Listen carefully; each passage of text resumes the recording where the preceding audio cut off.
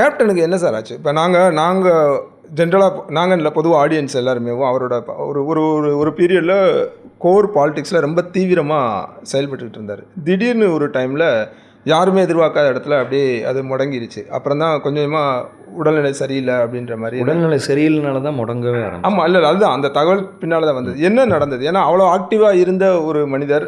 என்ன நடந்ததுன்ட்டு இல்லை, லைக் அவருக்கு அப்பாவுக்கு நர்வ்ஸில் ஒரு ப்ராப்ளம் வந்தது. அதனால் ஸ்லோவாக நடக்க முடியாமல் ஒன்று வந்துச்சு. அப்புறம் ஸ்லோவாக பேச்சு போச்சு. இந்த மாதிரி தான் ஆச்சு. ஆனால் கடைசி நாள் வரைக்கும் அவருக்கு எல்லாமே ஞாபகம் இருந்தது. அவர் எதுவுமே மறக்கலை, எதுவுமே ஆகலை. கடைசி நாள் வரைக்கும் அவருக்கு எல்லாம் ஞாபகம் இருந்துச்சு. அப்போ கடைசியாக இறந்து போகிறது இது அன்றைக்கும் அவர் உடம்புல இருந்த பிரச்சனைனால இல்லை, கோவிட் வந்துச்சு. கோவிட் வந்தனால தான் சிக்கானார். கிறிஸ்மஸ் அன்னைக்கு கோவிட் வந்துச்சு. ஹாஸ்பிட்டல் போனாங்க. 26 நல்லா இருந்தார்.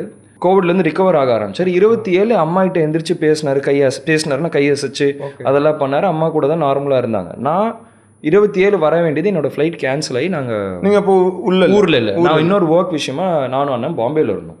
ரெண்டு பேருமே நாங்கள் காலையில் தான் நான் வந்தோமே. அன்றைக்கி நாங்கள் ஏர்போர்ட்லேருந்து நேராக வந்தோம். ஸோ ஃப்ளைட் கேன்சல் ஆயிடுச்சு எங்களுக்கு. அம்மா வந்துட்டு சரி அப்பா நல்லா இருக்கார், எதுக்கும் ஃபீல் பண்ணாத, ஒன்றும் இல்லை, நாளைக்கு ஈவினிங் வாங்க, ரொம்ப சீக்கிரமும் வர வேணாம், நாளைக்கு மத்தியானம் போல் வந்தீங்கன்னா அப்படியே ஹாஸ்பிட்டலில் பார்த்து நம்ம அப்படியே வீட்டுக்கே கூப்பிட்டு போயிடலாம் அப்படின்னாங்க. சரின்ட்டு நாங்கள் டிக்கெட் போட்டோம். நைட்டு திடீர்னு திருப்பி அந்த கோவிட் கொஞ்சம் சிவியர் ஆகி லங்ஸ் அடைச்சி மூச்சு விட முடியாமல் போயிடுச்சு.